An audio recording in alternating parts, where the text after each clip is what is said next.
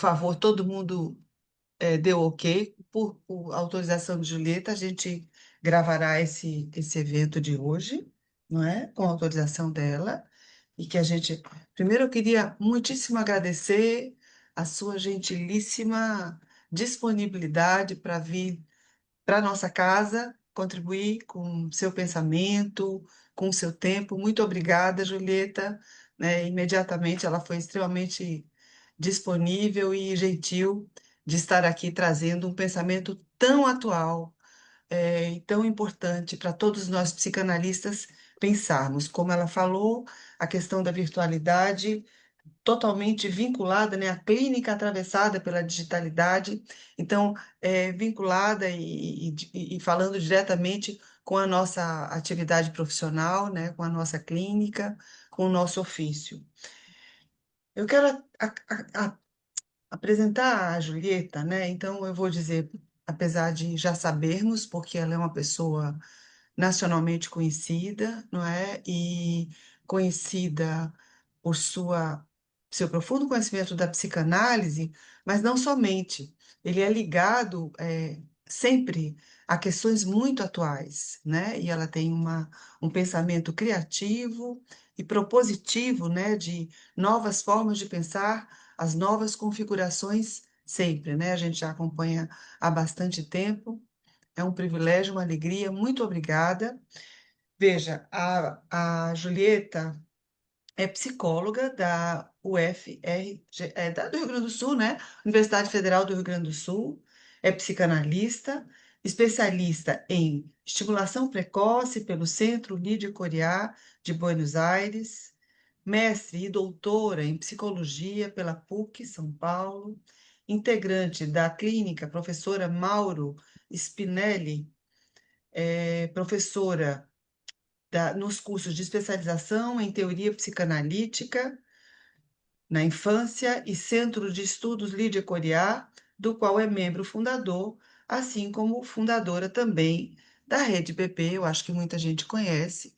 Eu tive a oportunidade de fazer um curso com ela em Florianópolis, né, sobre a questão do ID, que é uma proposição que ela faz, e tenho acompanhado assim a ferrenha persistência dela nessa divulgação e na divulgação dessas questões tão importantes vinculadas aos primeiros tempos da vida humana. Julieta, seja bem-vinda, a palavra é sua.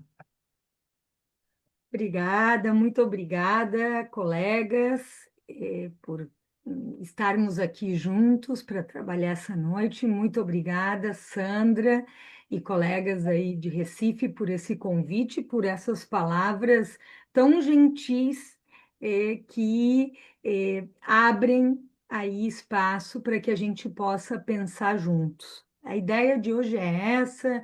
Apesar de eu ter vários materiais sobre esse assunto, eu não quis fazer algo com lâminas, estruturado como uma aula. Eu gostaria mesmo que a gente pudesse ter nessa noite a estrutura de um diálogo e de uma interlocução. A gente combinou esse encontro já faz algum tempo com a Sandra, e mais pertinho a Sandra me disse: Bom, e aí mantemos o título? Eu disse: Olha, da minha parte, sim, porque me parece que nessa noite nós temos a oportunidade de abordar a questão da virtualidade e da digitalidade, mas desde um aspecto que nem sempre é de interesse para todos, que é justamente o que acontece com a nossa clínica no tempo e na era digital. É que isso não é um interesse do público amplo, e penso que temos vários aspectos para elaborarmos o que vai se produzindo na nossa clínica, a partir fundamentalmente dos últimos 15 anos, eu diria assim, e claro que com o advento da pandemia de Covid-19 se produziu um efeito catalisador dos encontros através da digitalidade. Por exemplo, esse que a gente está fazendo aqui.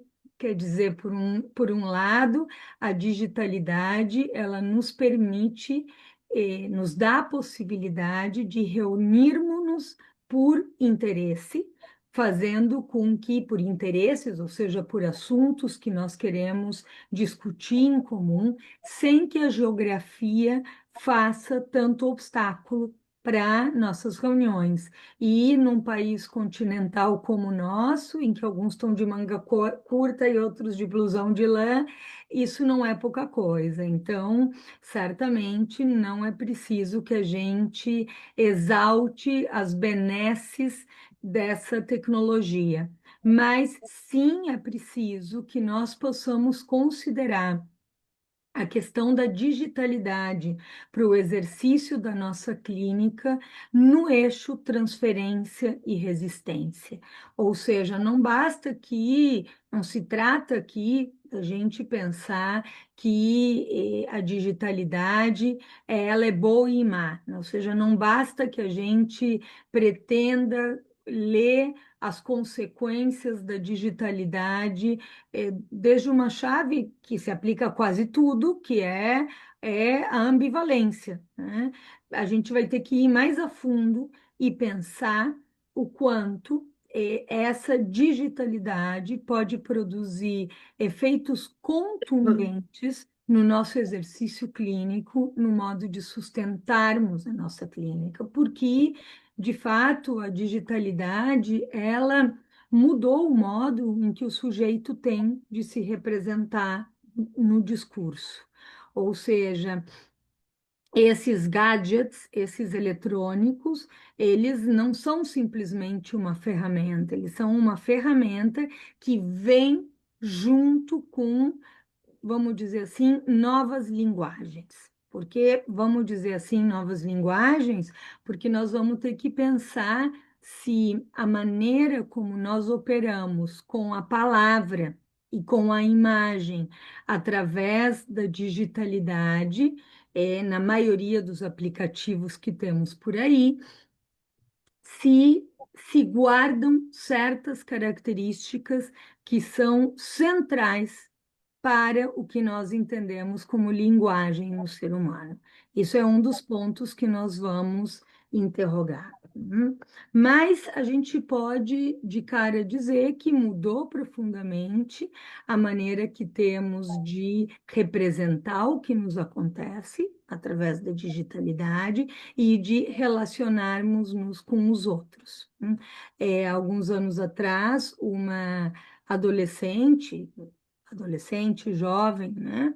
Alguém no final da adolescência que utilizava bastante o Twitter, me dizia que ela pensava em 180 caracteres. Isso me parece algo interessante, né? Que é o limite da edição do texto no Twitter. Era 140, depois passou para 180, né?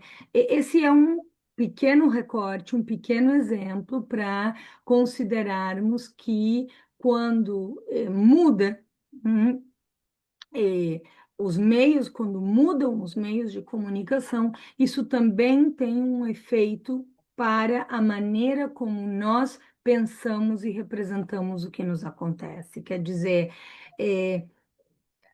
pensemos, por exemplo, que as pacientes do Freud, elas estavam expostas ao gênero literário do romance, certo?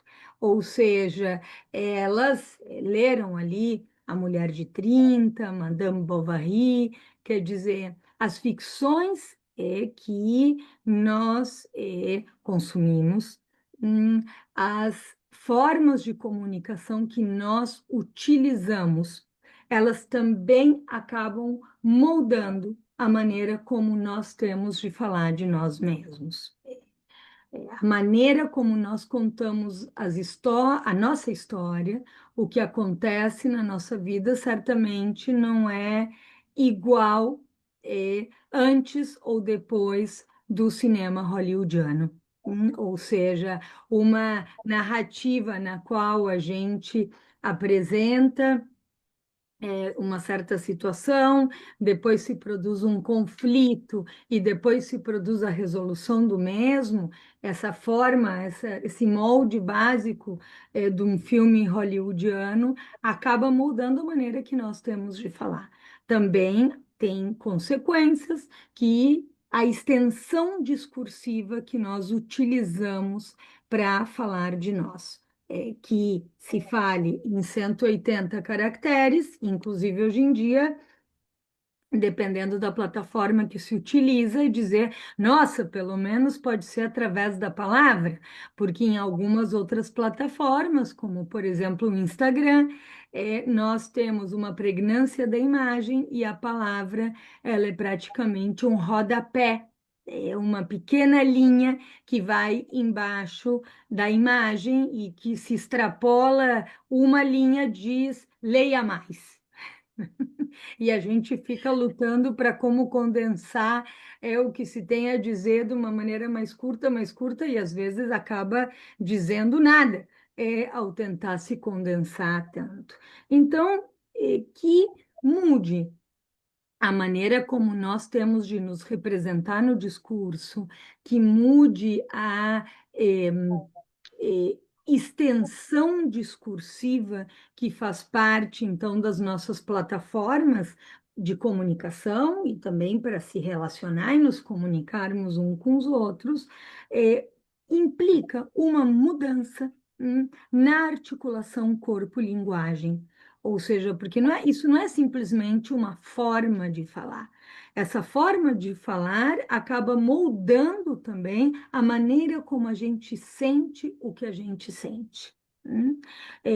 Isso é basicamente pulsão, né? Quando Freud nos fala de pulsão, ele não coloca a pulsão numa espécie de campo energético indiferenciado. Ele vai nos dizendo como os nossos caminhos pulsionais, as nossas extensões pulsionais, elas vão se organizando em função das inscrições que nós vamos tendo do nosso inconsciente.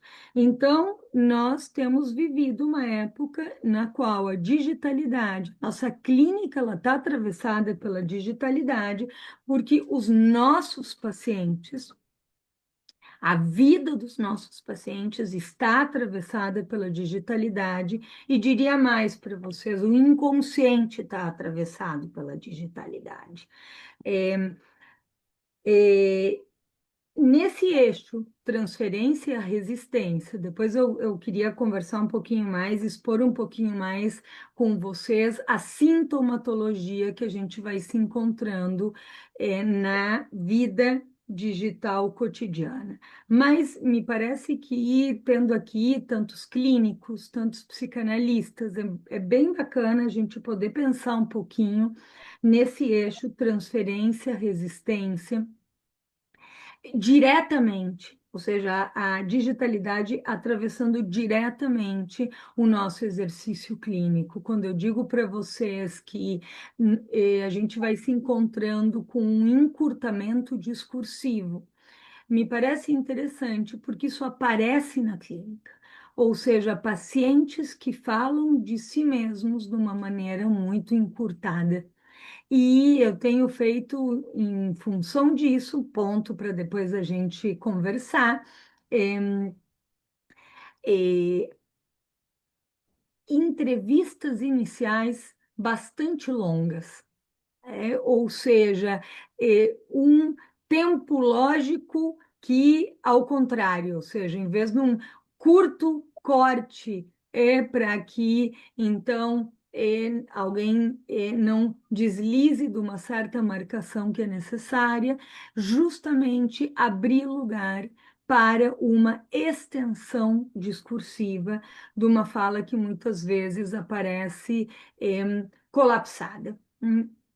Num colapsamento próprio dos nossos tempos e no qual a gente vai se encontrando na nossa clínica com o atravessamento do que é uma lógica de se relacionar com o outro, no qual prevalece a lógica da conexão e da desconexão, não dos laços. mas da conexão e da desconexão. Suponho que muitos de vocês, se não todos, recebam mensagens de WhatsApp dizendo: Olá, estou buscando atendimento, gostaria de saber como você trabalha, quanto você cobra, que horários você tem disponíveis, blá, blá, blá, blá, blá, blá, blá. Ou seja, e a resposta em geral é: Olá, quem fala? Hum? Ah, desculpe, não me apresentei aqui. É fulano. Boa tarde, fulano. Você chega com indicação de quem? Ah, bom. Ou seja, nós vamos nos encontrando com algo que vai aparecendo nas relações que o filósofo Byung isso não está no Sociedade do Cansaço, eu tenho a impressão que isso está no livro No Enxame, eu não me lembro exatamente, que ele nos diz que a digitalidade, eh, ela nos dá a ilusão de que a gente pode estar muito próximo do outro, né? Mesmo estando muito longe, e que se perde o respeito. E ele diz isso não de uma maneira moralista, mas ele visita o que o termo respeito quer dizer. É respectare. Respectare é tomar distância, olhar, expectar, tomar distância e reexpectar, ou seja, olhar de novo, tomando a devida distância. E que vai se produzindo um colapsamento, como se o outro tivesse ali já conversando com a gente. E, então, alguém pede todas essas informações sem nem sequer se apresentar, ou seja, aparece de uma maneira profundamente invasiva, sem enfim, sem os aspectos que permitem que a gente estabeleça ou comece a estabelecer uma conversa. Isso é por exemplo, como demandas de início de tratamento, que se apresentam nessa lógica, conexão ou desconexão. Ou pacientes que, bom, vão alguma vez lá e que depois, por WhatsApp, dizem que não vão mais, né? Ou seja, essa lógica é bom, que cria um atropelo da possibilidade do estabelecimento de laços. Isso acontece também com os nossos pacientes que já estão em tratamento. Muitas vezes eu estou atendendo e depois, num intervalo, coisa que, aliás, eu não gosto de fazer, ponto importante, aliás, para a gente discutir também, que é esse atravessamento de um monte de mensagens de WhatsApp entre um atendimento e outro. Porque a máquina nos dá a ilusão de que a gente poderia ler e responder a isso rapidinho, né? Vocês veem como rapidinho passou a fazer parte das nossas vidas. E não é assim, porque a gente precisa pensar o que nós vamos dizer, o que nós vamos responder ao outro. Mas às vezes, entre um paciente e outro, que a gente pega o WhatsApp, se encontra com uma mensagem do paciente que diz: não vou poder ir, bom, decidi, estou a caminho, mostro uma foto do engarrafamento e depois diz que desistiu e a mensagem seguinte é: estou na sala de espera. Vejam, né, vai se produzindo essa condição de uma precipitação na qual a virtualidade daria a ilusão de que seria possível que o outro vivesse a própria vida ou viver a vida do outro em tempo real. Ou seja, dando passo a passo o testemunho do, do que está acontecendo. A Ana Paula coloca pelo WhatsApp que a procura pelo Instagram do profissional antes do agendamento, né? Assim, e inclusive toda uma indústria que faz com que muitos profissionais se transformem em uma espécie de Instagramers, e tenham assessoria de postagens como uma forma de publicizar-se, para assim chegar aos pacientes, né? Bom, na clínica com crianças, nós também vamos nos encontrando com toda uma condição de que tantas vezes os pais filmam as crianças tendo dificuldades, por exemplo, as crianças tendo uma birra, tendo um chilique, ou seja, produzem uma situação de filmar e encaminhar para o clínico a situação de desorganização da criança, certo? E isso produz, por um lado, uma condição terrível, porque, bom, veja o que ele está fazendo, dizendo, bom, não precisa filmar, eu vou acreditar em você, mas produzem um espetáculo em torno da criança, na qual, se o que a gente faz é filmar, se a gente faz isso, entre quem, o pai ou a mãe que estão filmando e a criança tem o celular, que faz com que, então, tantas vezes os adultos que filmam se coloquem fora da cena, em vez deles estarem dentro da cena procurando resolver o acontecimento com a criança, se colocam como fora da cena e encaminham a filmagem, que é muito diferente do que encaminhar as suas palavras para o clínico, porque se vive uma situação de desorganização e se busca narrar essa situação, já há um primeiro trabalho de elaboração, que é pôr palavra no acontecimento. Mas quando se filma o acontecimento, é como se quisesse transpor para o outro diretamente a vivência em si, colocando o outro dentro dessa vivência, em lugar de fazer, então, do trabalho clínico esse lugar de uma primeira elaboração de uma narrativa.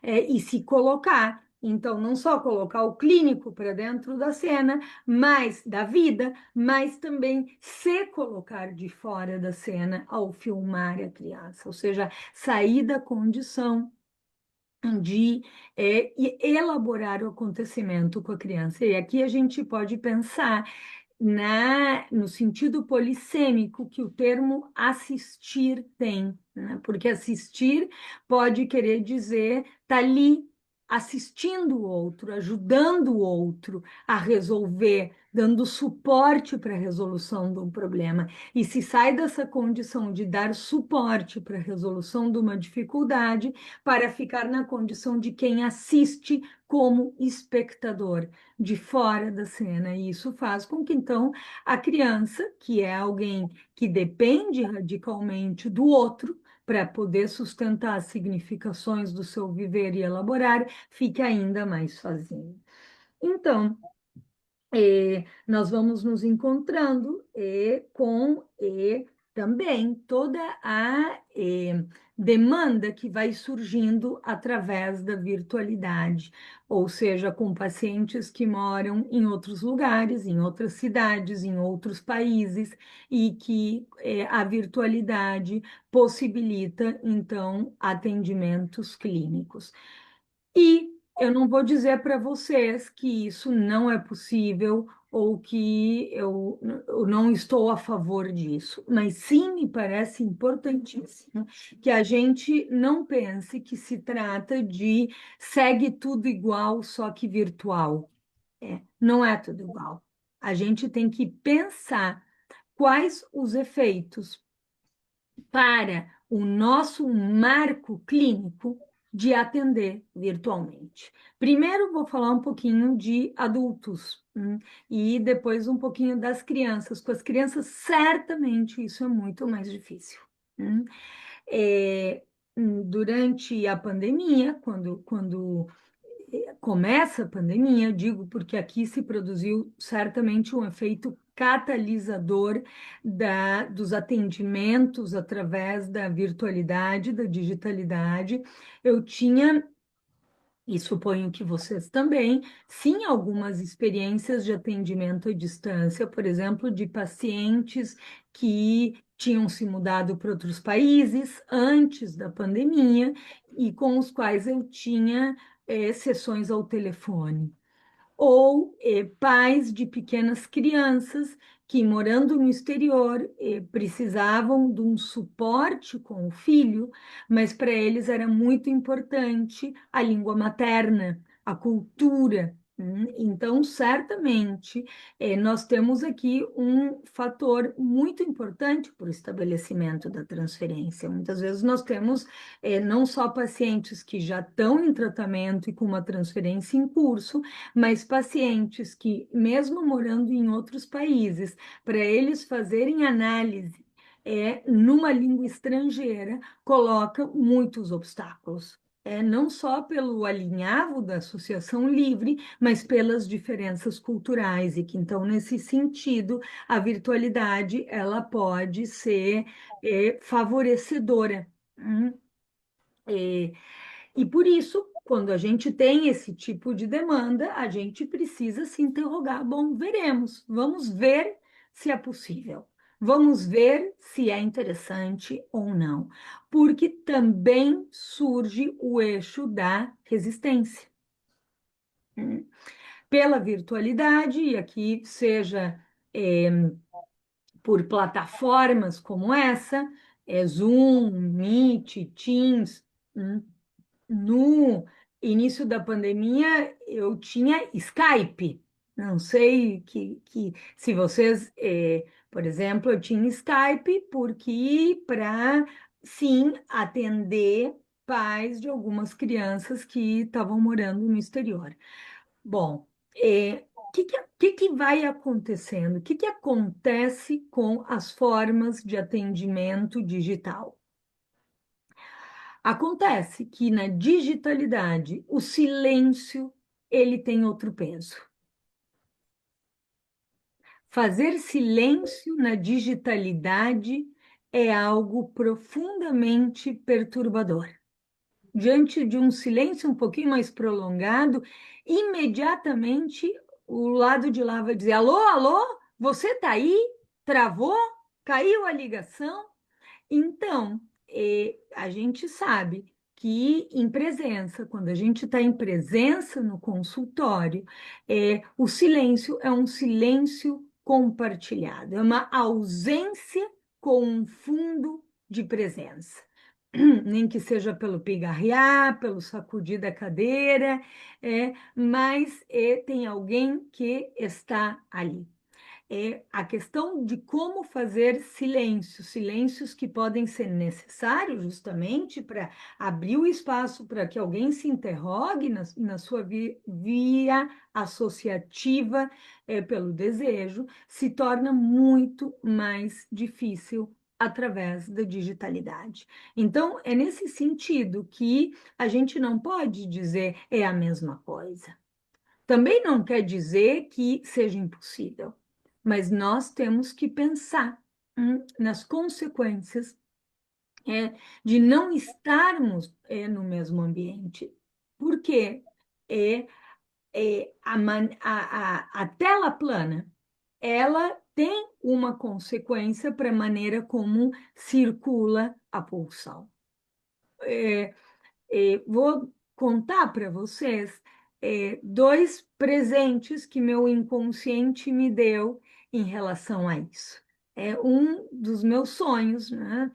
Porque, claro, quando começa a pandemia, a gente, eu disse para os meus pacientes, eu digo, olha, eu vou estar por aqui, se você quiser, nós podemos realizar sessões ao telefone, depois logo mais veio toda essa questão das plataformas, bom, mas não é que segue tudo igual, só que virtual. E algum tempo depois eu fiz um sonho. Eu sonhei que terminava a pandemia, que era festa junina, aliás, e terminava a pandemia, porque lembram que a gente entrou ali na pandemia em metade de março, a gente pensou que na época da festa junina Bom, ia ter festa junina, então aquele momento em que não teve festa junina foi como sair fora do tempo. A gente saiu do calendário para nunca mais voltar exatamente. É, bom, e isso também foi muito importante para as crianças nas escolas, o perder a festa junina. Meu sonho era que era festa junina e que eu saía na rua e que escutava as pessoas, e via, perdão, eu via as pessoas conversando e me aproximava delas para escutar o que elas estavam dizendo. Elas estavam em grupinhos conversando e quando eu chegava muito perto, era assim,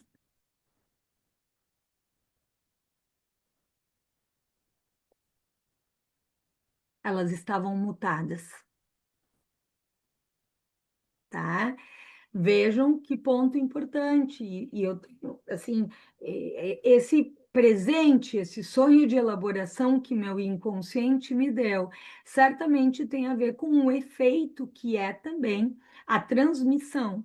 O dar aula, ou dar um seminário através da virtualidade, em que a gente conta uma piada, mas não escuta a risada do outro, ou que está chegando perto da hora de terminar e a gente não escuta, não tem como calcular se as pessoas estão bagunçadas e agitando as cadeiras. Esses acontecimentos que estar no mesmo ambiente produzem para o nosso ato de enunciação.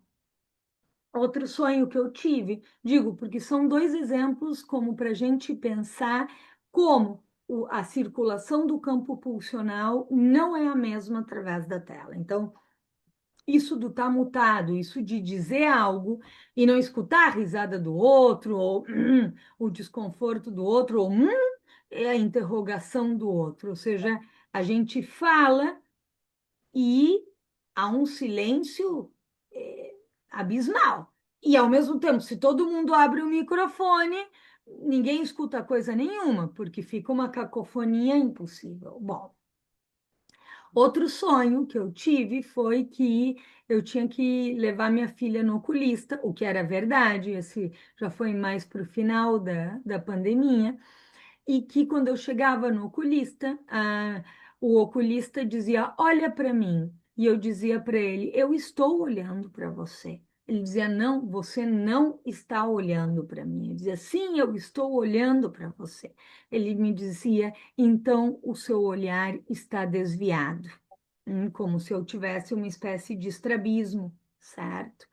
E vejam como isso é radical nessas plataformas, porque para que vocês tenham a ilusão de que eu estou olhando para vocês, eu tenho que olhar para o buraco da câmera.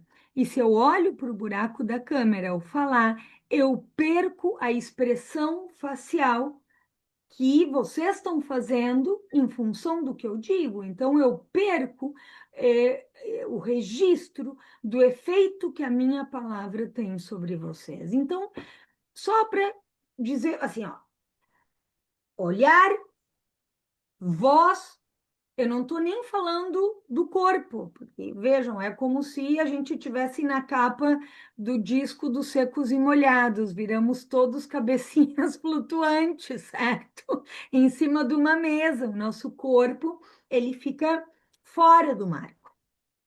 Bem, então, nós temos que pensar que efeitos isso tem para os nossos pacientes.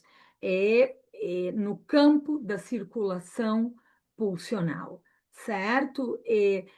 Vejam, também há outras questões, como, por exemplo, o que é se vestir, sair de casa, ir ao encontro de outro, receber o outro no consultório, esse tempo em que nós nos deslocamos para ir de encontro ao outro, hum, e que isso se perde na digitalidade, que a gente aperta um botão e está numa sala, desliga e passa a estar na outra. E vejam como, na falta de outros parâmetros, junto com o acontecimento do nosso encontro, o fato de que nós nos encontramos num ambiente que sempre é mais ou menos igual, não tem cheiros diferentes, temperaturas diferentes, cenários diferentes, certo?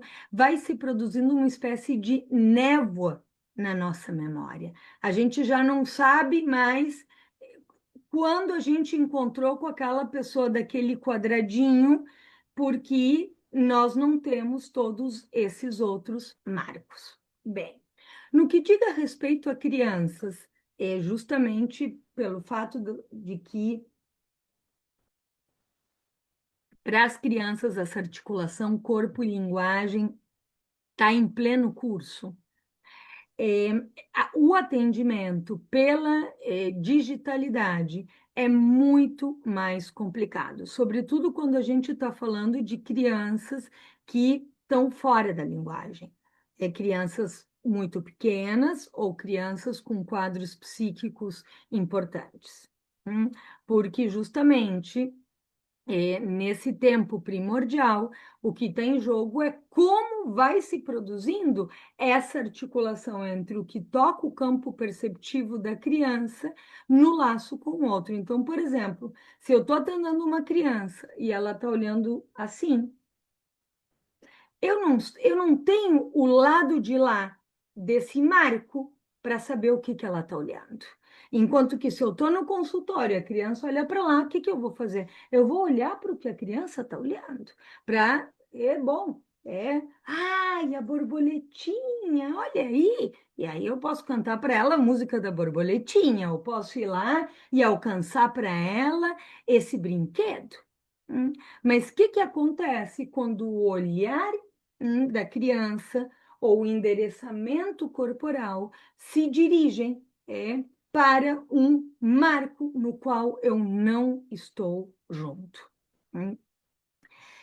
Se torna bastante mais difícil a intervenção. Logo no início da pandemia, eu contei de um acontecimento que eu estava com um menininho que tinha um quadro de autismo, e quando liga a câmera, a mãe, para iniciar o atendimento, a mãe diz: Olha, a Julieta está ali. Vejam, se arma com com essas plataformas. Rapidamente, essas plataformas arrastam consigo uma lógica da sociedade do espetáculo, em que, em vez de dizer, bom, me ponha num bom lugar, onde eu possa ver, e vamos dar tempo para o acontecimento. E aí, esse menininho estava olhando para um folheto, não sei se era um folheto ou um livro, mas ele estava olhando para um material gráfico. E eu digo: o que será que tem aí que você está olhando tão interessado? Mamãe, me ajuda, me conta o que tem ali. E a mãe diz: é uma abelha, tem uma abelhinha. Eu digo: uma abelha? Bzz. E aí ele começa a olhar, né? Porque aí, como a mãe me deu a dica de que era uma abelha, do lado de cada tela, eu faço um som e uma brincadeira com isso que ele está olhando. De novo, e ele ri, de novo ele ri, e de repente eu faço bzzz, e a mãe segue o meu gesto do lado de lá e faz no braço dele. Aí nós conseguimos atravessar a tela. Mas não é simples. Não é simples poder produzir a articulação desse campo pulsional através da tela, né? Da mesma maneira com crianças, né? A Ana Paula estava dizendo como ela gosta de desenhar com lápis e papel. Bom, na pandemia, o jogo do Squiggle era possível ser feito nas telas, né? Telas com plataformas nas quais dá para desenhar juntos, e que então era possível tomar, mesmo que fosse através da virtualidade, a possibilidade desse campo conjunto, dessa tela de desenho virtual ser uma possibilidade de desenho conjunto. Claro que aí para crianças um pouco maiores, né? Mas vejam como esse isso de estar com o outro, de abrir-se para o encontro, é algo que tantas vezes se vê atropelado na digitalidade. Pacientes que querem fazer a sessão enquanto dirigem, por exemplo, ou querem nos ligar do clube enquanto estão cuidando dos filhos, ou seja, como se então fosse possível ir fazendo uma sessão enquanto se faz outra coisa, ou seja, essa ilusão que a digitalidade nos produz, que é que poderíamos estar em vários lugares ao mesmo tempo. É. E às vezes até sim, mas mal em todos, porque a gente não consegue prestar atenção. Ou seja, se faz na cultura contemporânea um elogio a sermos multitarefas, o Byung nos diz qualquer animal é multitarefas, porque ele tem relações sexuais ou se alimenta vigiando o horizonte para ver se não vai estar, não vai ser devorado por um animal feroz. O verdadeiro ganho da humanidade, o verdadeiro ganho da cultura é a contemplação, é o fato de nos abrirmos hum, para um acontecimento contemplativo em que a gente pode evocar, alinhavar, em vez de achar que se trata de fazermos muitas coisas ao mesmo tempo e, portanto, todas mal. Então, esse é um ponto bastante presente na nossa clínica. Eu digo, não, eu não consigo ter uma sessão se você está dirigindo. Isso eu não consigo te escutar, eu vou ficar preocupada. Então, para ter uma sessão virtual, precisa encontrar um bom lugar, onde tenha privacidade, onde você possa estar aberto ao encontro. Inclusive, é muito ruim por celular, porque no celular muitas outras janelas se abrem e se atravessam. Não, né? Então, e com as crianças, mesmo nos encontros presenciais, com crianças pequenas, o atendimento muitas vezes exige a presença dos pais dentro da sala. E quantas vezes nós encontramos pais que entram na sala de atendimento com o celular, estando ali sem estar, certo? E muitas vezes eu digo, como no cinema, desliguem seus celulares que a sessão vai começar. E, bom, para introduzir com um pouco de humor e uma interdição, mas é com um humor e ao mesmo tempo com seriedade, porque, de certo modo, assistir um filme é ver o sonho de um diretor. Nós ficamos ali no escuro, assistindo uma história com a imagem, com as cores, com o ritmo que um diretor sonhou. E uma sessão é também um espaço onírico, do brincar da criança, do sonho, e que, portanto, é profundamente desrespeitoso estar ali não estando. Então, para estar ali, desliguem seus celulares, senão, fora. Às vezes é alguma coisa urgente, o papai ou a mamãe precisam atender uma ligação, com licença, vamos dar licença, mas não tem essa maneira de estar não estando, que, aliás, é algo muito próprio dos nossos tempos, uma maneira de conviver na qual se está de corpo presente, mas psiquicamente ausente, não disponível aos outros.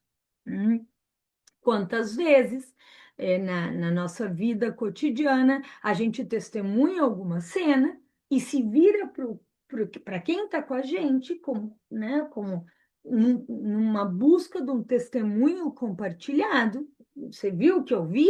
E o outro está aqui, né? E aí a gente desiste, a gente murcha, e diz, deixa para lá. Hum. Bom, esses deixa para lá que são tão custosos de maneira geral nas nossas vidas, na vida das crianças isso é ainda muito mais radical, porque a criança ela está nessa dependência desse outro encarnado que sustente para ela a possibilidade de representar o que a afeta. Hum. Esse Freud nos dizia, quando um certo estímulo chega até nós do mundo externo, a significação dele vai ter que atravessar todo o crivo dos nossos traços minêmicos inconscientes para que ele assuma uma significação. É o esquema do pente, do qual o Freud nos fala no texto, no capítulo 7 da interpretação dos sonhos, ou seja, o percepto que chega até nós ele não tem um valor em si. E é pelo crivo dos nossos traços minêmicos inconsciente que depois, atravessando esse crivo, que isso vai ganhar uma significação. Acontece que para a criança pequena, para o bebê, esse crivo ainda não está inscrito. Está em pleno processo de inscrição. E, portanto, a criança, o bebê, nem o que dizer, dependem radicalmente desse crivo do outro.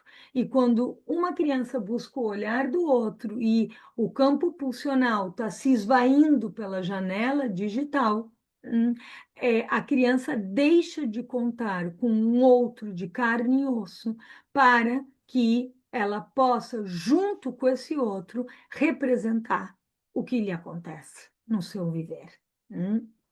Então, esse é um ponto muito próprio, muito radical da clínica das crianças hoje em dia. Ou seja, quantas crianças nós temos recebido que têm uma verdadeira desorganização do seu campo pulsional.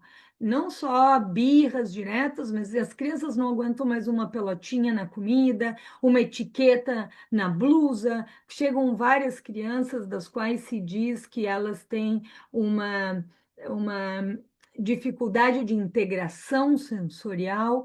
Bom, o que que integra os sensórios? Se não justamente essa passagem pelo crivo de um outro que faça uma figura fundo, dizendo isso tem importância, isso não tem.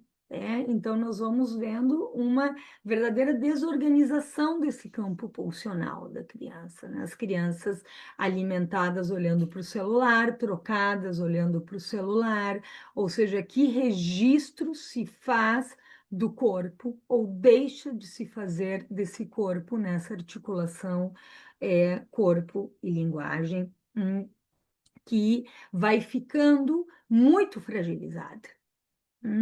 Vai ficando muito delegada, porque a criança ela acaba sendo tantas vezes exposta a uma tela que suspende as suas demandas endereçadas ao outro, mas junto com isso se perde a possibilidade de representar em contexto. A criança que está diante de uma tela está exposta a uma enxurrada de estímulos, de sons, de cores, numa intensidade atroz, que tantas vezes hiperexcita, mas que suspende o espaço vazio necessário para elaborar. Por isso que é aqui que, adentrando já um pouco mais, não só nisso que atravessa diretamente o nosso eixo transferencial, transferência, resistência na clínica e também o marco do nosso tratamento, nós vamos nos encontrando com pacientes na contemporaneidade que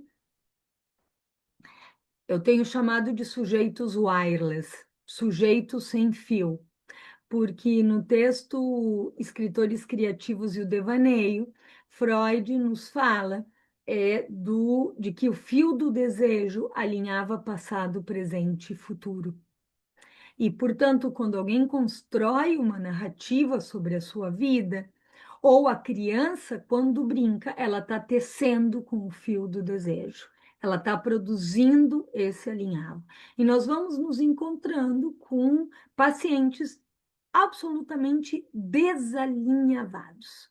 Ou seja, uma clínica na qual parece que tudo é urgência e desamparo, urgência e desamparo, urgência e desamparo. Tudo se precipita como se fosse numa urgência. As pessoas nos mandam áudios gigantescos pelo WhatsApp, aos quais a gente diz: olha, bom, a vida não dá para resolver por WhatsApp, venha, conversemos ou marquemos, certo? Ou dizem, não, não. Alguns dizem, a gente vai se encontrando com esse linguajar do mundo empresarial invadindo a vida das pessoas. Não, não, eu só te mandei esse recado para que isso fique no teu radar. Vocês já escutaram isso? Né? Como assim no meu radar, né? Ou seja, vai, fica aí com você, né? Em vez de, bom, como é esperar pelo menos 2 dias até a sessão seguinte, alguns pacientes que vêm uma vez por semana, enfim, e poder alinhavar o fato ou a importância desse fato na vida. Não, mas vai se produzindo uma lógica da urgência e da precipitação. E isso aparece o tempo inteiro na vida das pessoas, inclusive dos mais jovens, trabalhando, por exemplo, essas questões junto a colegas de educação. Colegas de educação contam que às vezes os pais chegam na porta da escola para buscar o filho, dizendo que a criança entrou em contato porque estava passando mal. E a coordenadora, ou bom, o Bedel dizem, não, mas a criança não nos disse nada. Ah, não, mas ela nos mandou por WhatsApp. Ou pais, ou tem passeios escolares e as crianças mandam mensagens para os seus pais, em vez de poderem armar um laço de cuidado com aqueles que estão ali vivendo essa experiência com ela. E isso é crucial porque isso é o que estende os laços. Se eu estou na escola, eu vou me dirigir ao professor, e ao me dirigir ao professor, eu armo com este uma confiança de cuidado que foi delegado, que está autorizado pelos pais, dado que a criança está nessa escola. Vai se produzindo dessa maneira uma espécie de um cordão umbilical, no qual nunca de fato acontecem ausências. É uma presença que não tem tantas vezes qualidade, porque o olhar se esvai e a escuta se esvai pela janela virtual, mas também é uma ausência com a ilusão de que eu carrego o outro no bolso. E não que, bom, eu vou ter que, nessa cena, me virar com os meus amigos, com quem eu estiver ali. Isso é algo importante depois, como consequência para a adolescência, né? Me lembro de um caso de supervisão em que uma moça de 15, 16 anos ia fazer um intercâmbio no exterior, ou seja, uma coisa super grandiloquente, mas ela estava preocupada como ela ia fazer para chegar no portão de embarque certo no aeroporto. E disse para a analista: mas não tem problema, porque eu vou ir filmando e meu pai, que está muito acostumado a viajar, vai me dizer.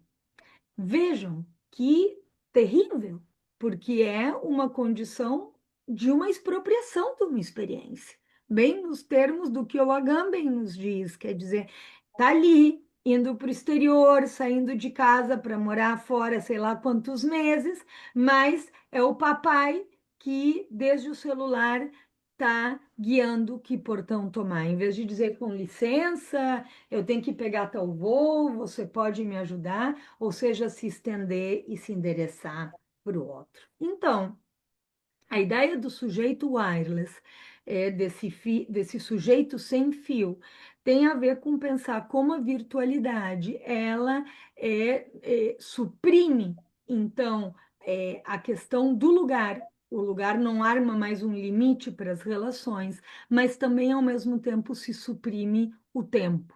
porque nós perdemos as bordas entre o tempo de trabalho e o tempo de lazer. Nós podemos agora trabalhar o tempo inteiro, inclusive se a gente tem uma insônia às 4 da manhã.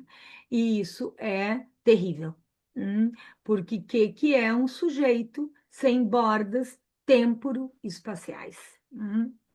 O tempo inteiro plugado nessa digitalidade. Bem, queria trazer, além dessa ideia, então, eu coloquei então que muda o modo em que o sujeito tem de se representar no discurso, e isso tem consequências para a articulação entre o corpo e a linguagem, entre o sujeito da enunciação e o campo pulsional. Em segundo lugar, então, falei das consequências do eixo transferência-resistência para os nossos atendimentos, que me parece que é um ponto muito interessante da gente poder aprofundar hoje. Em terceiro lugar, essa ideia do sujeito wireless, esse sujeito sem fio, que para de tecer com o seu desejos alinhavos temporo-espaciais, porque ele é arrastado pela enxurrada digital. ele, a gente vai se encontrando com uma condição que a digitalidade impõe, que é tudo tão veloz, que se produz um colapsamento de três tempos centrais para a nossa elaboração psíquica, né? O Lacan, quando ele fala nos escritos do sofisma do tempo lógico, ele fala do tempo de ver, tempo de compreender e tempo de concluir. Tempo de ver é esse tempo da percepção, tempo de compreender, em que eu enlaço isso que eu percebo com experiências anteriores, tempo de concluir o tempo em que o sujeito toma uma decisão em relação àquilo que ele viu. E o verbo visualizar, que se introduziu na nossa vida como fenômeno lexical a partir de 2016, o verbo visualizar, ele produz um colapsamento entre o tempo de ver e o tempo de concluir, aniquilando o tempo de compreender, como se a gente rapidinho já tivesse que ter uma resposta pronta para tudo. Isso é muito complicado, porque nessa lógica da urgência e do desamparo, nós vamos vendo como nós vamos também tendo uma clínica de uma precipitação no ato. A precipitação no ato, ela tem sido muito frequente na clínica. As pessoas não se dão o tempo do desdobramento do acontecimento, o tempo da dor, o tempo da falta de sentido de algo, até que isso faça sentido, o tempo da elaboração de um luto.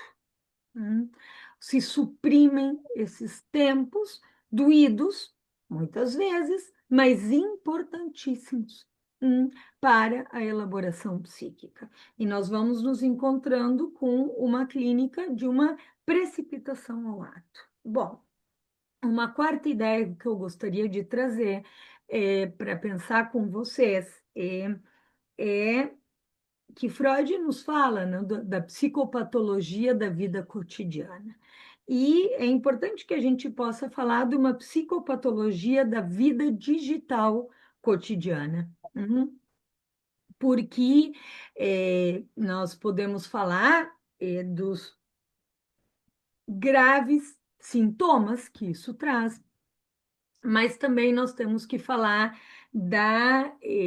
dos pequenos sintomas, desses que fazem parte do cotidiano de todos nós. Por exemplo, a nossa memória. O Freud nos dizia que os lapsos de memória são formações do inconsciente, os nossos esquecimentos. Bom, nós temos nos encontrado com uma lógica na qual a nossa memória, ela está na maquininha. E por isso que a gente acorda de manhã e o Google Fotos nos diz: veja como foi esse seu dia um ano atrás. E o que a gente vai fazer? A gente fica curioso, a gente vê. E vê aquelas fotos, muitas vezes com uma musiquinha que a gente não teria escolhido, vê algumas fotos e diz: mas isso não é o que eu lembro desse dia. Percebem como vai se produzindo uma memória maquínica, da qual o sujeito se vê obrigado a tentar tomar pé do que acontece, e que então, em vez da gente ter o nosso tempo de evocação, em vez da gente tomar o nosso café da manhã olhando pela janela e tentando lembrar de qual foi o nosso sonho, a gente é invadido por essa memória maquínica, que lembra por nós. Mas que memória é essa? Uma memória sem sujeito, percebe? Porque aquilo que a gente lembra ou aquilo que a gente esquece, a cor da foto ou o esmaecimento da imagem, está dada, nos diz Freud, pelo nosso investimento pulsional. Por isso que a gente pode lembrar do bolo que a vovó fazia, sentir o cheirinho dele no sonho e faz, enfim, 50 anos que a vovó não faz esse bolo para gente, certo? Mas ele está totalmente vívido, porque é um efeito do investimento pulsional. Agora, esse artifício do Google Fotos é uma memória sem sujeito. Bom,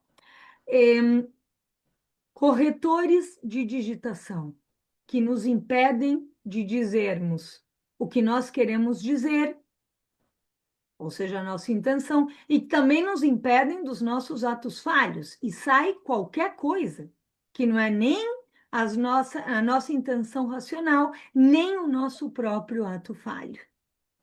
Vejam como ali vai se produzindo um apagamento do sujeito. E como é sério, por exemplo, por isso que é tão complicado mandar rapidinho uma mensagem para um paciente, porque a gente sabe o peso da palavra na transferência.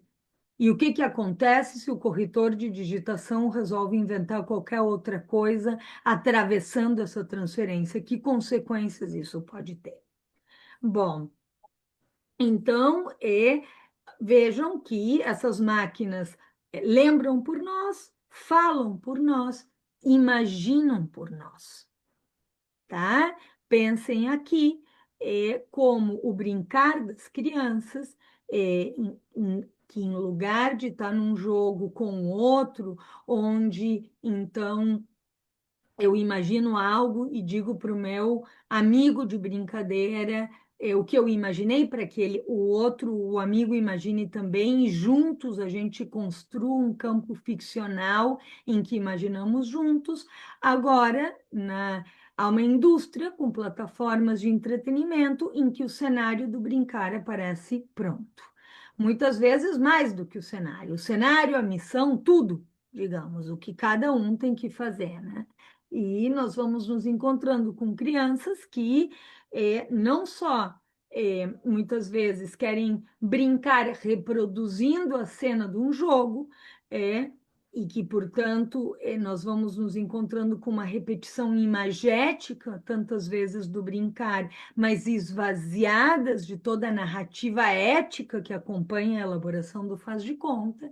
Mas muitas vezes as crianças elas também têm um achatamento na própria possibilidade imagética. Por exemplo, elas evocam um determinado personagem do qual elas nos falam e querem desenhar esse personagem ou querem que a gente desenhe esse personagem para elas, e em vez delas evocarem, transformarem isso em palavras para que a gente possa desenhar, elas dizem: procura aí no celular para reproduzir essa imagem. Ou seja, não tem mais essa possibilidade do buscar a imagem dentro de si. Falam por nós, imaginam por nós, lembram por nós. Nós vamos nos encontrando também na lógica dos laços com uma condição de supressão da alteridade. Isso vai acontecendo com os adultos que se encerram em grupos de WhatsApp que retroalimentam as suas certezas, mas essa supressão da alteridade também vai acontecendo no brincar, quando a gente vai tendo crianças que brincam sozinhas nas plataformas e que cada vez que elas perdem, elas dão um reset, apertam o botão e desligam. E quando a gente está com outro no consultório, muitas vezes acontece, um pacientezinho, eu passo, então, Num jogo de percurso, o meu pino vai um na frente dele e ele diz reset, reset. Quer dizer, o que é isso? É uma total supressão da alteridade. Então, já para encerrando, para a gente ter tempo, né, de poder conversar um pouco sobre todas essas questões, vamos nos encontrando já aí, mas nos últimos tempos, com um outro salto exponencial. A sobredeterminação, ela deixa, então, de ser a sobredeterminação do inconsciente. Lembrem, né? Freud nos falava, xistes, sonhos, atos falhos e sintomas revelam uma sobredeterminação do inconsciente nos nossos atos. Nós não somos senhores na nossa própria casa, certo? Mas na atualidade nós vamos nos encontrando com uma sobredeterminação algorítmica. Essa sobredeterminação algorítmica atravessa a vida das pessoas e preenche, preenche rapidamente o espaço de qualquer enigma e às vezes decide pelo sujeito a interrogação. Algum tempo atrás eu contava que numa madrugada dessas que a gente perde o sono, eu digitei no Google: o meu filho é. E o Google completou: agitado, nervoso, hiperativo. E depois eu coloquei: o meu filho tem. E o Google completou: autismo leve. Meu filho tem. As duas maneiras mais banais de iniciar uma pergunta sobre uma criança, e nas respostas, o que predominava pela sobredeterminação algorítmica eram duas das grandes pandemias psicodiagnósticas da atualidade: autismo e déficit de atenção e hiperatividade. Então vejam como nós vamos nos encontrando com essa uma lógica algorítmica que achata as questões que assaltam o ser. Aqui vai se produzindo algo muito complicado, porque o Freud nos diz que, diante dessas produções, dessa sobredeterminação do inconsciente, um sonho, um, um ato falho, um sintoma, nós nos sentimos muito descolocados. Surge um nonsense, mas é trabalhando sobre esse nonsense que algo de novo pode se produzir. Eu não coloquei aqui o xiste, porque o xiste em si ele já é um prazer, a realização de um prazer com o inconsciente, certo? É, mas, mesmo ali nessas formações do inconsciente em que há um mal-estar, atravessar esse mal-estar, trabalhar com esse enigma, pode fazer com que algo novo surja, certo? É, e, e que na análise de cada um e na vida de cada um, transformar o seu sofrimento numa elaboração. hum, Pode ser um xiste, pode ser uma história, pode ser um quadro, pode ser. Bom, no que isso se transforma? Permite uma saída para cada um, mas ao mesmo tempo um enriquecimento da cultura, porque cada vez que alguém elabora, a gente também pode se sentir representado no que o outro disse. O que acontece, então, quando, em vez desses enigmas, dos quais podem surgir novas nominações, o que acontece é um achatamento, um afunilamento das significações do viver pela sobredeterminação algorítmica. Nós vamos tendo um empobrecimento na vida psíquica de cada um e também da cultura. E as pessoas chegam falando de si dessa maneira: eu estou deprimido porque falta serotonina no meu cérebro, eu sou TDAH, ou seja, as pessoas passam a se nominar de uma maneira preta por ter, pronta, né? Eu sou deprimido, sabe como é que é? Falta serotonina no meu cérebro. E o que a gente diz para a pessoa é dizer: não, não sei, o que te deixa triste? Me fala disso. Porque nós não somos simplesmente maneiras vazias de funcionamento. Nós somos também aquilo que tem significância para nós, o que que nos entristece ou o que que nos alegra. Então, a gente vai se encontrando com que essa sobredeterminação algorítmica, junto com a IA, produz um salto exponencial. Porque antes, quando a gente dava um Google, certo? O que estava no topo era o que era mais buscado. O que é um enorme problema, porque em geral o mais buscado também é o mais simplório e o mais complexo está mais abaixo. Depois o que está no topo passa a ser o espaço comprado, o espaço patrocinado, e, portanto, as primeiras respostas que você vai ter são um efeito publicitário e não algo do que nem sequer seja o mais buscado. Agora, quando você dá um Google, a primeira coisa que aparece é uma resposta da IA, da inteligência artificial. E me desculpem o meu anacronismo, mas o Agamben nos diz que para sermos contemporâneos precisamos ser extemporâneos. Muitos de vocês devem lembrar como era que a gente atendia o telefone quando tinha telefone de linha, né? A gente dizia alô, e se do lado de lá não respondiam, a gente dizia quem fala? Bom, essa pergunta me parece que está na ordem do dia em relação à inteligência artificial. Quem fala na inteligência artificial? Porque é um grande caldo, é uma grande mistureba que mamou em todas as fontes da virtualidade. Agora, se a inteligência artificial produzir de fato algo novo, isso é de quem? Das grandes empresas. Porque essa inteligência artificial tem dono, em primeiro lugar, mesmo que tenha se servido de todo o cânone da cultura do ser humano. Em segundo lugar, a resposta da inteligência artificial ou essas respostas dos chatbots que nos dão a ilusão de uma resposta e de uma fala. Primeiro, não sabem dizer não sei, o que é um grande problema, tá? Em segundo lugar, não pagam o preço pelo que dizem. Qualquer um aqui paga o preço pelo que diz. Nem que seja porque a gente está reunido nessa terça-feira de noite e nós não somos eternos, nós somos mortais. Esse tempo nunca vai voltar para nós. A máquina é onipresente, onisciente e onipotente. Ela não paga o preço do que diz, mas tem consequências na vida das pessoas. É por isso que as pessoas, às vezes, através de um chatbot amoroso, depois cometem o suicídio, interpretando o que essa máquina disse, como um tempo atrás aconteceu com esse menino.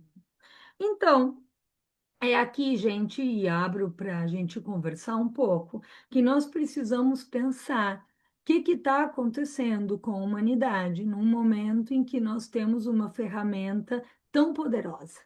E sempre na história da humanidade em que nós tivemos uma tecnologia que não teve junto com ela uma discussão ética à altura, nós produzimos desastres sem retorno.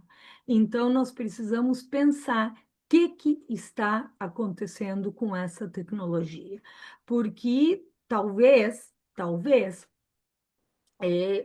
nós temos que ter humildade de que tudo isso é muito novo e talvez a gente consiga, com isso, produzir respostas melhores daqui a algum tempo.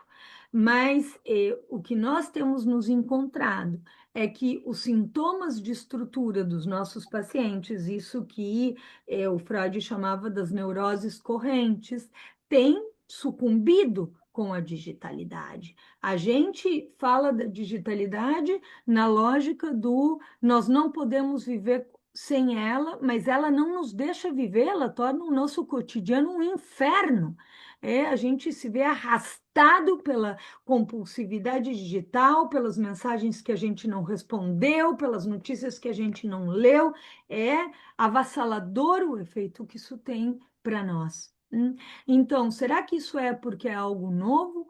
Ou será que, de fato, está muito mais difícil na nossa clínica podermos abrir a brecha para que o sujeito construa a lógica do seu viver com o fio do desejo, sem ser solapado pelo algoritmo?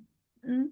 Porque em muitos momentos parece que essa lógica tem nos solapado, tem impedido que os nossos sintomas de estrutura funcionem bem, e tem nos arrasado. E é nesse sentido que há um risco de nos tornarmos instrumento do instrumento.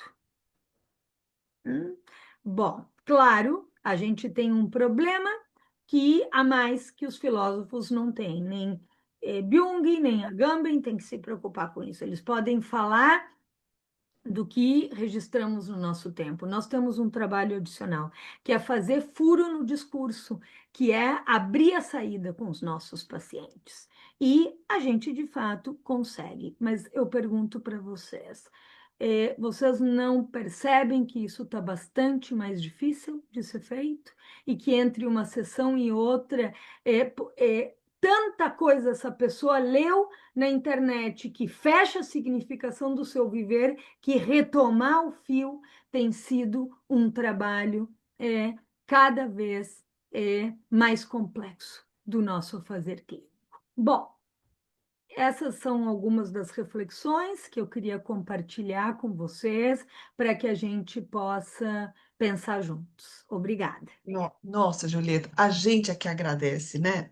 Muito obrigada, né? Eu acho assim, são múltiplas e riquíssimas reflexões. Então, primeira coisa que eu vou lhe perguntar, quanto tempo? Porque normalmente a gente vai até 10 horas, só temos 5 minutos, claro que não vai dar para fazer. O que que você pensa, Julieta? Me ajuda aí. Ah, só para a gente Bom, poder eu coordenar. posso ir até 10h15. Tá, 10h15. Vamos, Pronto. 10h15, Tá, vamos lá, vamos pensar juntos. tá. Então, Desculpem, vocês sabem que é difícil falar tão curto, mais curto do que isso sobre esse assunto, para trazer uma mínima complexidade, né, do que esse assunto nos traz. eu não estou reclamando absolutamente, eu estou adorando. Apenas eu estou questionando porque eu tenho certeza que Mas eu isso quero vai escutar render. vocês, quero É, eu quero escutar render, vocês, então porque eu eu vou tenho abrir algumas certeza questões. que. Se vocês me permitem, eu vou aproveitar assim, minha palavra e vou fazer logo uma questão para você, né? Eu fiquei só uma questão assim. Essa coisa do WhatsApp direto, sem pedir licença, que você falou, que você já, né? Puxa vida, as pessoas não se apresentam e depois bota aí no teu radar.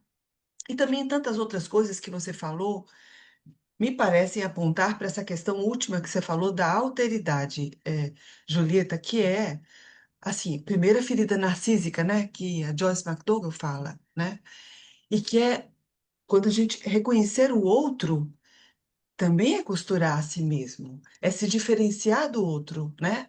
Você falou aí de crianças partidas, né? Assim, não só alinhavadas, digamos assim, sem uma costura, mas então eu acho que você tocou nesse ponto e eu fiquei aqui pensando o tempo todo como uma coisa assim muito central do pensamento que você está trazendo e aí em que medida, não é? A alteridade pode ser. Eu só para na minha família, eu tive que me comunicar com um neto através da virtualidade. E aí eu inventei uma história. Eu me lembrei os mais velhos do Topodídio, não sei se você lembra do Topodídio. E Oh, aí eu tinha um bonequinho com a cabecinha que fazia. Trrr. E aí eu comecei a me comunicar com ele, assim, que a gente podia se ver pouco, tá? Então eu me comunicava e quando ele chegava lá em casa, ele dizia: vovó, faz assim. Assim, tornou a comunicação virtual muito viva, como se fizesse uma ponte entre o aqui e o lá.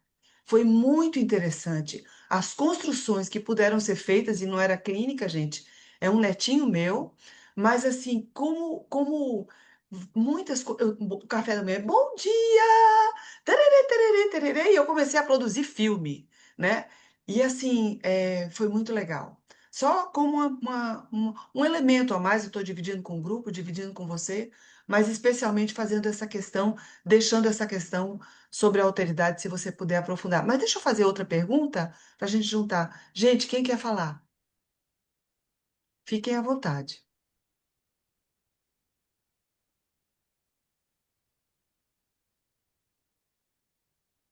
Sim, por favor. Tarcísio Corrêa, por favor. Boa noite a todos, professora Julieta. Agradecer à sociedade, é o primeiro evento da sociedade que eu participo. Na verdade, eu tive uma Seja convocação. bem-vindo. Seja bem-vindo. Obrigado. É uma honra imensa, eu acho que estar nesse evento com a professora Julieta, que é uma referência, uma grande referência, já de algum tempo, né? Por toda a década dos anos 2000, pensando e refletindo sobre a questão da cultura digital. Nesse momento, eu faço um doutorado na Universidade Federal de Juiz de Fora e as obras da professora, na verdade, dão esteio a esse doutorado. E a ideia é pensar o neonato super exposto nas redes, banhado pelas linguagens das redes, de que maneira que essa constituição ela está se estabelecendo? Porque esse neonato vai ser aquele que vai chegar à clínica de uma maneira ou de outra, seja quando ele estiver um pouco mais velho, e é aquele neonato que vai ter uma tradução daquilo que é dito sobre ele nas redes. Hoje a gente tem exposições muito precoces, por exemplo, que começam com a constituição e a criação de páginas no Instagram a partir do primeiro ultrassom. Então a gente tem um sujeito que existe, que vai ser ao longo do tempo, e que ele é falado pelos pais, mas ele é falado pelas redes onde essa memória ela vai ficar registrada e é uma memória que não vai ser uma memória das experiências dele, mas uma memória daquilo que é falado, daquilo que é traduzido e que vai ficar registrado, que não vai se perder. Então eu uso muito intoxicações eletrônicas e fico pensando, né, como que é potente essa fala, professora Julieta, e essa preocupação que a gente tem que ter para além de uma tensão entre tecnofobia e tecnofilia. A psicanálise ela está aí exatamente nesse campo, não é do campo do patológico ou do campo do concordar como um dado com a tecnologia, mas como é que a gente atravessa efetivamente? E aí o questionamento, eu fiz essa introdução para esse questionamento, quando a professora trouxe o exemplo, achei que nos impactou muito, que foi o exemplo do dedo que era abelha e que teve uma resposta dessa mãe que chegou ao corpo dessa criança. Então eu fico pensando como que essa resistência e a gente sabe, né, do próprio Lacan que a resistência é do analista, mas é uma resistência que ela tem uma dupla face. Ela é um obstáculo, mas ela é ao mesmo tempo um ponto de pressão que pode fazer com que a inércia desse sujeito seja vencida. Ele sai dessa inércia do movimento de repouso, ou ele sai desse movimento, que é um movimento que se repete cada vez mais. Então, é esse dentro e fora dessa resistência. Concluindo, lembrando um evento do café que a professora participou, o professor Simonetti, ele abre naquele grande encontro de grandes pensadores no Gozai por Nós, ele diz assim: existe muito trabalho para os analistas no sentido de escreverem sobre as experiências ao longo desse tempo da pandemia, de algo que parecia do plano do impossível, é algo que se tornou o possível e aquele manejável para que os analistas pudessem, de certa forma, manter a sua clínica e possibilitar aos analisantes, nesse grande trânsito e nessa grande paralisação, uma possibilidade de efetivamente é, serem ouvidos com uma riqueza de ambientes que a gente, com o qual a gente não convivia. Se sai do setting, vai para casa e as fotos, os objetos, as interações, elas aparecem muito mais. Então, acho muito potente quando a professora diz dessa resistência e a professora faz o movimento.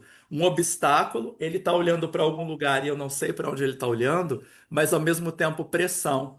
Eu percebo, na medida que eu estou me performando também nessa rede, junto com aquele que está do outro lado, que eu fazendo o movimento, eu busco ter uma correspondência, e a professora disse, não é fácil, é difícil, mas é o movimento e uma correspondência que chega ao corpo daquele sujeito. Então, queria ouvir um pouquinho mais, professora Julieta, sobre essa questão da resistência e agradecer imensamente a oportunidade. Eu que agradeço, eu penso que, Sandra, vou tomar a tua questão e Tá? o Tá. Tarcísio, e depois a gente, acho que tem a Carolina e a Josi, né, para eu não me perder aí em alguns A aspectos. Carolina, a Josi, aí a gente encerra, porque tem o chat e tal. Eu não quero lhe abusar da tua vontade. Ah, eu me animo, porque é tão Ah, bom é. Ah, poder, então poder tá. discutir todas essas coisas. Tarcísio, Então sabe tá. que, Tarcísio, é, eu fiquei com vontade, não sei se você conhece um texto, mas que eu penso que pode dialogar bastante com essa questão, que é um artigo, acho que de 2016 por aí, que se chama Corpos Elétricos sem nome do pai colados ao iPad. Porque justamente nós vamos nos encontrando com um sujeito que não está mais referido a um totem, né? Eu brinco um pouco, mas me dói quando eu chego num aeroporto e me dizem para eu fazer meu check-in num totem de autoatendimento, né? O que que é um totem de autoatendimento? De tudo que o capitalismo nos expropriou, o totem é uma das coisas que me dói muito, porque o totem ele marca o lugar de um sujeito num sexo, numa identificação e numa sexuação, numa identificação e numa filiação, certo? E com a era da digitalidade, nós ficamos plugados a um totem onisciente, onipresente e onipotente que apaga a complexidade e nos deixa perplexos. Então, essa perplexidade do poder ver toda a sua vida filmada, por exemplo. Qual é a memória? Já não é mais o jogo de evocação e esquecimento alinhavado pelo sujeito, mas tudo isso registrado numa página virtual, né? Agora, claro, a gente tem que, se trata disso, estar à altura do sujeito do nosso tempo. Não adianta entrar numa tecnofobia, mas também não me parece legítimo que a gente só fique vendo o brilho da nossa era sem marcar quão custoso isso tá. Até porque, né? Muito interessante, Tarcísio, quando você fala dos neonatos, desses que vão ter tudo filmado. Agora, quando eu me meti nesse assunto, foi porque eu estava atendendo criancinhas de 2 anos que chegavam no consultório, 2, 3 anos, ali pelo ano 2012, tá? Assim, reproduzindo barulhinhos e fragmentos de jogos virtuais. E muitas vezes, até os colegas, até mesmo dentro da psicanálise, que atendiam com adultos, achavam que a gente estava exagerando. É que não só atender em psicanálise nos mostra o lado B, quer dizer, o outro lado da bela tapeçaria dos ideais dos nossos tempos, mas atender crianças nos revela para onde está caminhando a cultura. E vejam, né? Agora, teve a série Adolescência, que causou tanto estrondo, né? Bom, são os que lá tinham 1 aninho e que agora têm 15. como é viver num mundo em que se introduz uma linguagem de uma maneira que funciona como um código, de uma maneira profundamente cígnica. E esse é o ponto que eu quero dizer para vocês. É claro que a gente pode pegar essa plataforma e com uma mãe super sensível do outro lado, fazer com que a Belinha pique, ou a Sandra reviva o topodígio da infância dela e transmita para o neto, ou que a gente consiga conversar aqui. Mas nós não podemos esquecer que essas plataformas elas vêm com uma lógica. Hum, E elas vêm com uma lógica que impõe um ritmo da sociedade do espetáculo, que impõe uma fixidez da significação. As crianças estão expostas a uma forma de entrada na linguagem profundamente cígnica. Há um tempo atrás eu estava num restaurante e tinha um cara com música ao vivo e duas criancinhas pequenas ali dançando. Quando terminou a música, a pequena disse: Alexa, Alexa! Todo mundo riu. Eu fiquei com um frio na espinha. Porque nós estamos transmitindo para as crianças formas de supostos diálogos que são através de disparar comandos. Vejam o que é o apagamento da alteridade e aí eu vou para a questão da Sandra, né? Comecei pelo final, pela última questão, de como, sim, o WhatsApp é intrusivo, o WhatsApp, ele nos dá a ilusão de que a gente pode conversar com 100 conversas ao mesmo tempo. Não podemos. Nós nos perdemos. Quem nunca aqui mandou uma mensagem para o grupo errado? É um ato falho típico dos nossos tempos, porque a gente perde o fio da conversa, tá?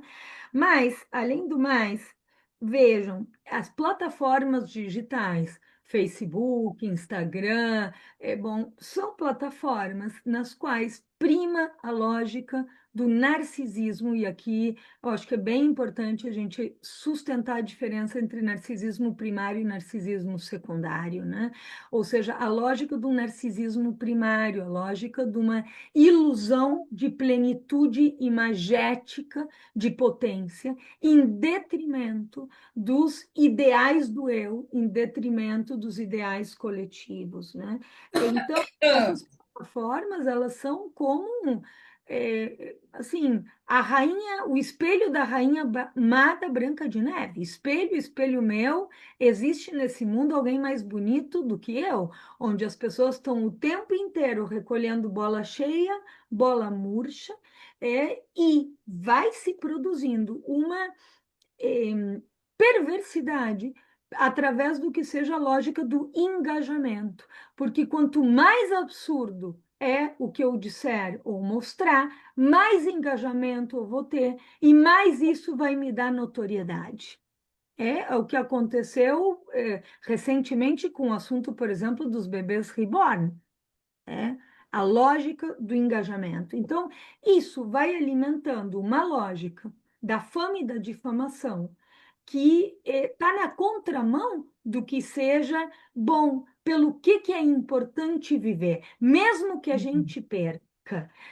Quais são as causas que nos movem? Nós vamos tendo uma cultura que se esvazia dos ideais culturais, que se esvazia dos ideais do eu norteadores do campo pulsional de um sujeito, e no lugar disso fica uma lógica da fama e da difamação que é uma lógica de um narcisismo primário desamarrado de um narcisismo secundário. Vejam o perigo que é isso. Tá? Isso cria subjetividades muito frágeis, dispostas a fazerem de tudo em nome da notoriedade.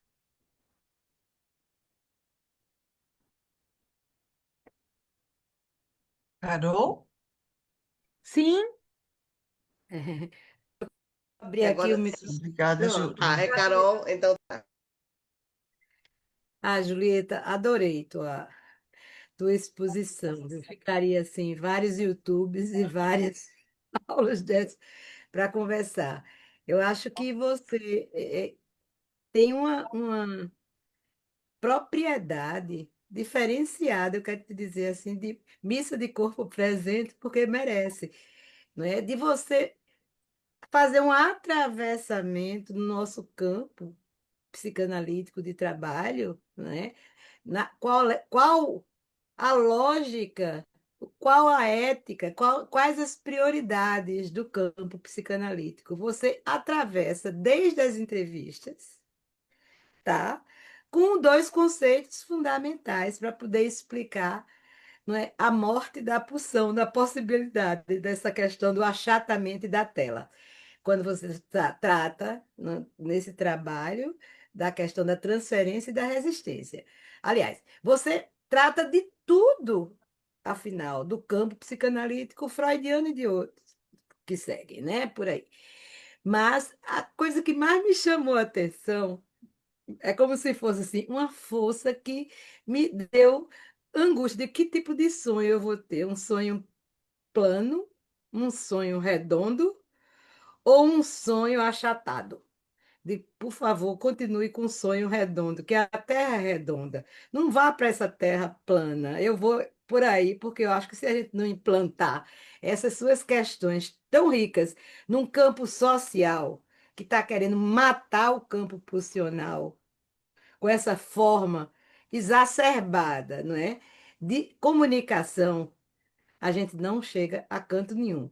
E eu penso que para poder trabalhar dessa maneira, tem que ter também talento, Julieta. É o que tu tens. Tu tens muito talento. A tua linguagem, a comunicação do que é necessário no campo psicanalítico é uma linguagem expressiva. É a questão, me veio quando você tocou em Joyce, que eu gosto muito, eu trabalho muito com essas questões da psicossomática do corpo, é como você vai ser um analista para sair desse plano, dessa linha reta, dessa coisa, né? Sem expressividade. Se não houver expressividade, eu acho que até essa aula você não conseguiria dar porque é um assunto absolutamente preocupante. A gente dá um salto. Eu fui tentar chegar do algoritmo para a inteligência artificial. Eu não cheguei nem no algoritmo ainda. E o próximo passo? Como é que eu vou trabalhar? Então, eu fico com a pureza e a beleza da questão que você falou, dessa contemplação não do contemporâneo. Você disse muito bem quando citou o filósofo, e citou várias vezes o Bicho Han, que eu acho fantástico. Eu acho que a questão da contemplação, desse movimento que está sendo paralisado, não tem possibilidade de haver alteridade nem subjetividade nenhuma dessa maneira. Então, você deu uma aula do começo das entrevistas até a implantação desse terreno no movimento atual. Quem ganha são as empresas que fabricam esses absurdos. Eu quero agradecer e eu fiquei mais assustada ainda por aprender com você a verdade no sentido da vamos nos inquietar, vamos resistir o tempo todo. A resistência, conceito fundamental de começo ao fim da análise da transferência e resistência, eu acho que é o que tem que brotar hoje dentro de cada um de nós. Não vamos deixar, não é, que esses algoritmos respondam. Quando você falou a mocinha que a gente chama, liga aí a tela, que eu já esqueci, que eu fiquei espantada. Como é o nome? Alex, Alexia, Alexia, por favor, olha, eu agradeço. Você tem assim uma capacidade de integrar o que é nosso da psicanálise necessariamente, que tem que estar bem fundado em cada um de nós, né? Para o princípio que a gente também não pode desintegrar, que isso é uma realidade. Estamos aqui nessa tela plana, uma vontade de estar numa roda com vocês, de conversa, e abraçar, e falar, tá? Aí, esse teatro do corpo, de Joyce, eu me lembrei muito desse trabalho, eu acho que diz muito do que você estava falando. Os pais, como já não sabem como conversar, tecer esse fio propiciador da alteridade, eles estão entrando e fazendo teatro, filmando para mostrar ao analista. Que é isso? Tá. Não tem E, mais e, e num desamparo, né, Carolina? Bom, primeiro eu agradeço as tuas palavras, mas assim, a gente vai se encontrando nessa hipermodernidade com um sujeito que clama por instruções para viver. isso, isso, isso. E a gente está ali tendo que fazer um trabalho que é muito anterior ao da associação livre, que é primeiro que alguém consiga conversar, Isso. porque a circulação da palavra se empobrece e as Que coisa. pessoas querem instruções para viver. Né? Poxa vida. E o algoritmo tem entrado numa lógica que aí a gente situa um nó entre o que é o de cada um e o coletivo, né? Ou seja, como o inconsciente é o laço social, porque nós vamos nos encontrando que a servidão voluntária, ela não Isso. está só na escolha de líderes que têm essa faceta, ela também está nas formas de tratamento pelas quais as pessoas clamam. Pessoas que querem instruções para viver, em vez Isso. de terem a liberdade de construir a significância da sua vida. Então, abrir essa brecha é, é o que a gente faz e refaz nos nossos atendimentos clínicos, né? Eu contei o exemplo da Alexa, mas durante a pandemia tinha um pequenininho que eu atendia que começa a sessão, a mãe liga o celular e ele diz: Siri, Siri, Siri. E eu digo: Siri? O Siri? E a mãe diz: Não, a Siri. Eu disse: Ah, eu achei que você estava me falando do Siri. Sabe o Siri? Olha só. É. Eu não tenho onde ir morar, é por isso que eu moro na areia. E cantei para Isso. ele a Olha música. que legal. Ele parou assim na frente e disse: "Si, Julileta." Olha. Bom, aí atravessamos. Porque em vez de dizer não entendi, dizer não entendi, ah, é a Siri, deixa para lá. É plano, é Isso. código, tá? Fazer valer o equívoco é sustentar a dobra do sujeito. Nós não Exatamente. somos uma coisa só.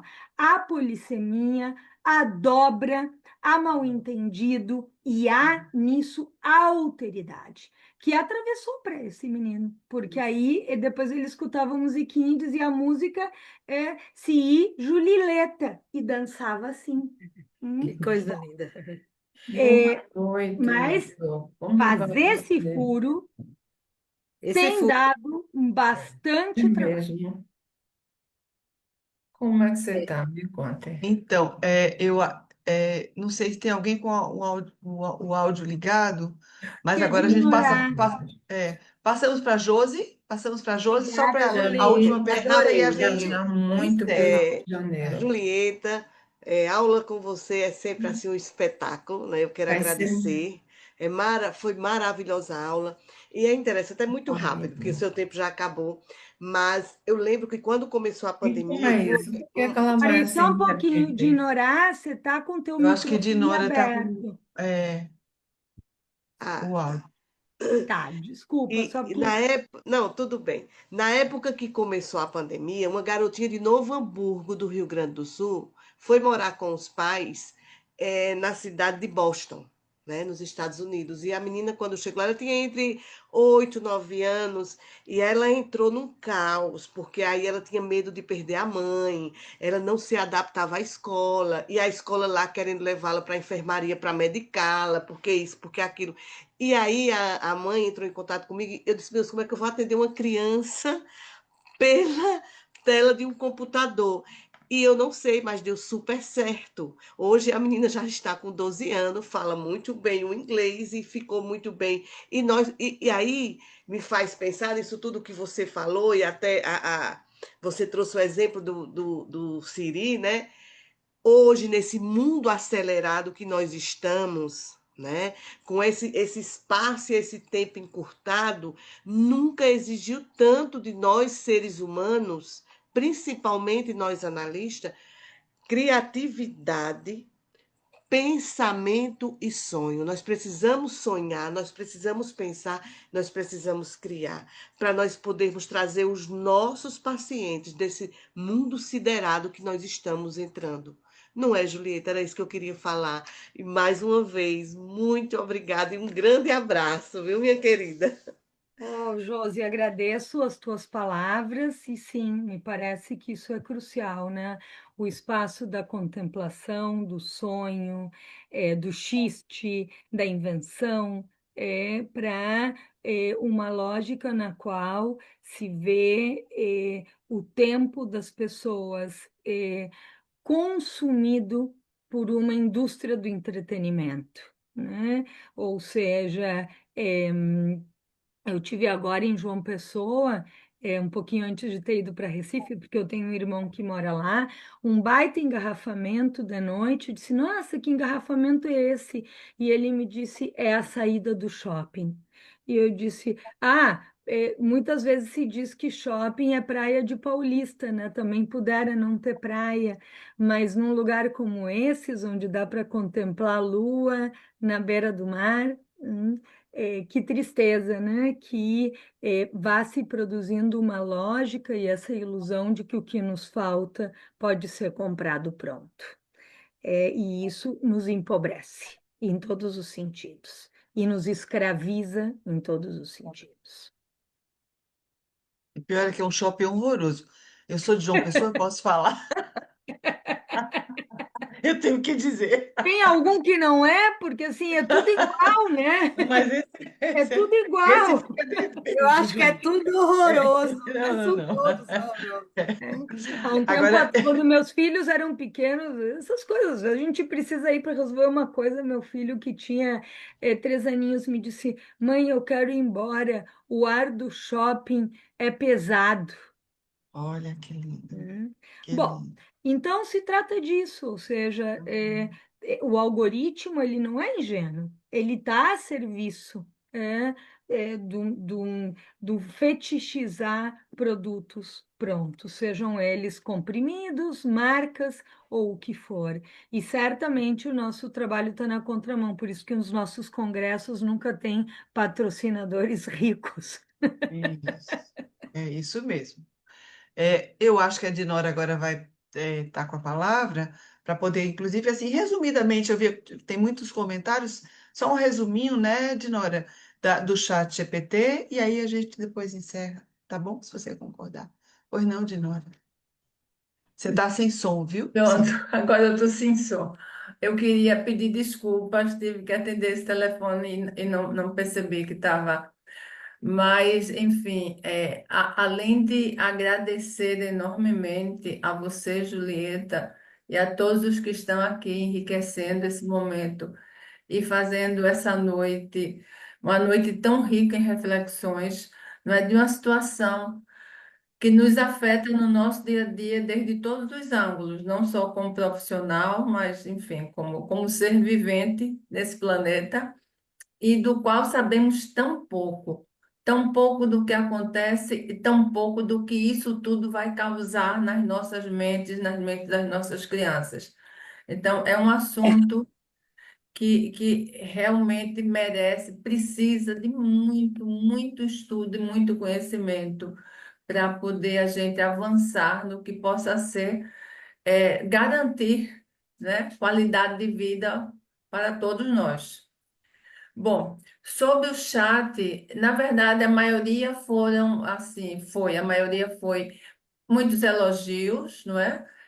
A importância da noite, a importância das reflexões, do agradecimento pela generosidade, a riqueza da apresentação. Alguém mencionou lá no início o pouco interesse que hoje se observa com as crianças que já não querem mais tanto desenhar, não é? Usar o lápis e o papel para expressar, não é? O que são e o que sentem. Se bem que agora eu acho que está havendo um retorno, viu? Na minha clínica eu tenho observado isso, né? Houve um certo distanciamento, agora elas estão voltando um pouco, querendo desenhar, né? Mas, assim, em linhas gerais, o nosso chat se tratou de elogios por essa oportunidade tão rica que a direção aí científica nos proporcionou nessa noite de hoje. Agradeço a todos. Queria que Sandra também informasse quais vão ser os próximos eventos, pelo menos os do mês seguinte, para que todo mundo já saísse daqui sabendo o que nos espera, né, no próximo mês. E, enfim, muito obrigada pela presença de vocês e por fazer as noites científicas da nossa sociedade cada vez mais ricas e interessantes. Então, eu vou. Julieta, você quer ter uma palavra antes da gente encerrar? Já? Agradeço, Sim.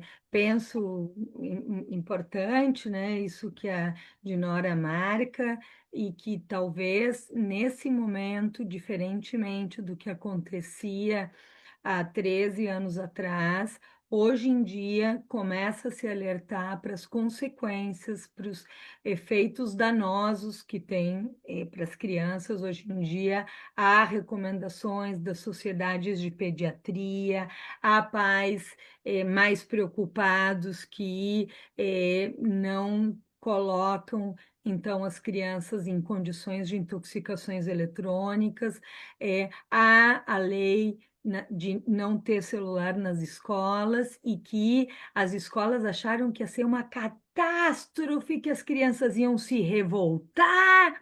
As crianças estão topando e estão adorando. Dizem para a Olha só. coordenadora: olha, né? Ele não diz para meus amigos, mas eu estou adorando poder brincar com eles no recreio. Chega um para o outro e diz: não pode ter celular. É, que chato, é, que chato. Bom, vamos jogar futebol. Então vejam como a gente não deve se eximir de fazer objeção aquilo ao qual a gente sabe que precisa fazer objeção, para que se experimente outra coisa, porque essas não vão ser linguagens que vão se suspender da vida das crianças. O importante é que elas não ocupem o lugar de tudo. Da conversa, da brincadeira e do convívio. Só isso. Agradecer demais, colegas, pelas questões, para que a gente possa seguir pensando. Obrigada. Muito obrigada de você de Muito novo, bom. né? Nós somos as elefantas ou os elefantes e sabemos onde está o sal. A geração que está chegando aí não sabe, aí não conhece ainda, né? Então a gente tem que guiar, né? Muito obrigada a presença de todos, né? Obrigada, Dinora, né? Obrigada à minha comissão científica, à diretoria, à Julieta novamente, a todos os que participaram com suas questões. Muito obrigada. E aí eu vou anunciar. No próximo dia 22 teremos Eudione Moraes e Ivanise Ribeiro. É um outro tipo de atividade, mais fechada, porque é uma questão clínica, onde Jacinto vai trazer um elemento clínico, é o nosso exercício clínico, né? A gente discute celularmente o movimento clínico. E no mês que vem, nós teremos o encontro primeiro, vai ser Ecos do Congresso IPA de Lisboa. Então, esses serão os nossos dois próximos eventos. Um beijo, E a Julieta, um nossa abraço para jornada, todos. e a nossa Sim, por jornada em favor, não, agosto. não posso esquecer. Dia 15 e 16 do próximo mês, obrigada, Dinora. 15 e 16 do próximo mês, teremos uma super jornada que ela sexualidade, é o tumulto das diferenças, que além disso é um encontro preparatório para o Congresso FEBRAPSE de outubro e tem uma presença internacional bastante importante, que a Julieta já sabe, eu já fiz propaganda e já pedi para ela para ajudar a gente na divulgação, que vai falar um pouco disso que a gente está trazendo aqui, que é a questão de gênero, dos sofrimentos de gênero na infância e na adolescência, a partir de um dos maiores especialistas, eu considero, mundialmente, por conta da experiência que ele tem, 25 anos à frente da questão da psiquiatria como consultor na Tavistock Clínica, a clínica que dá conta disso há 30 anos na Inglaterra, e o psicanalista que foi presidente da IPA britânica com um know-how e um conhecimento bastante profundo sobre o tema que a gente está tratando aqui. Gente, imperdível, 15 e 16 de agosto próximo. Obrigada a todos, boa noite a todos. Julieta, um beijo, muitíssimo obrigada, noite maravilhosa, viu? Obrigada, gente. Um abraço. Vamos ver Boa o que que a gente faz com noite. essa filmagem. Um beijo, tchau, tchau. Obrigada, gente. Boa noite. Muito Boa obrigada, noite, Sandra. pessoal. Boa noite. Boa noite. Boa noite. Boa noite. Obrigada.